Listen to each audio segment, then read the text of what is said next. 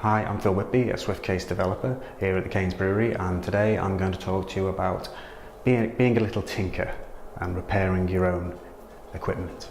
Now, given the economy has taken a bit of a nosedive since the latest political, let me say, mishandling, and with that, people like Apple have risen prices to correct for the falling pound.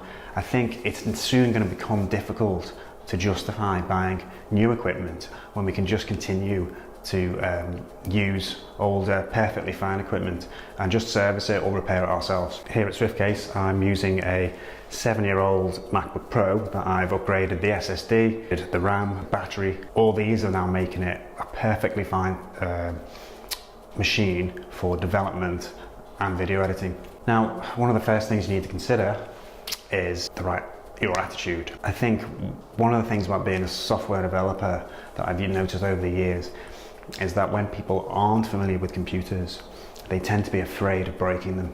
Now, that can be breaking the software because they press the wrong key, or breaking the actual hardware itself because they turn it off at the wall or turn it off at the wrong time, or even again press the wrong key combination. What people don't realize is that the computers have been designed to be foolproof to a certain extent.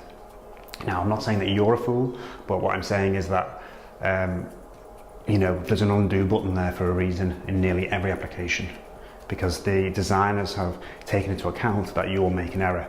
And in the same token, when repairing your machine, there are certain expectations that you will need guidance, and also things are laid out within the machine in a sensible way so as to make it reasonable to repair.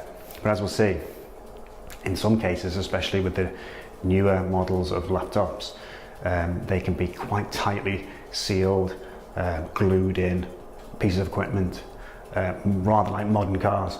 These pieces of equipment do tend to be harder, but they're not impossible to manage and repair. Other than attitude, you need to think about what tools you'll need, and those kind of tools can sometimes be your basic Phillips head or flathead screwdriver, a spudger, and if not a spudger, then some kind of plectrum or piece of plastic or credit card to lever parts that need to be levered, some kind of suction cup, which is very useful for removing screens on an iPhone, and as well as the standard screwdrivers, there are the more, shall we say, sort of esoteric screwdrivers like the Torx or hex. They are a little bit more expensive, a little bit harder to find, but like anything, now with the internet, it's extremely easy really to get hold of if needed. So don't let the sight of a 6-starred screw put you off. It's only a one-click order from Amazon away for that kind of tool. Now, what do you do when you've got the tools? Well, you need to find the guides. Now, the guides are instructions for opening up step by step with nice visual aids. That would be ideal, and of course there's a website for that, and the best one that I found is iFixit, the link of which should be below. And this gives you not only visual images, step by step instructions, color coded guides for screws and all the tools you need and all the parts you need, it also does videos as well. And if those videos aren't to your taste, you can always go and look on YouTube and do a search for whatever piece of equipment you want to repair, and there will be dozens of home repair gurus, for want of a better word, who provide a different angle. Just a little appendix. Most of these repairs should really be done on phones or laptops that are out of warranty.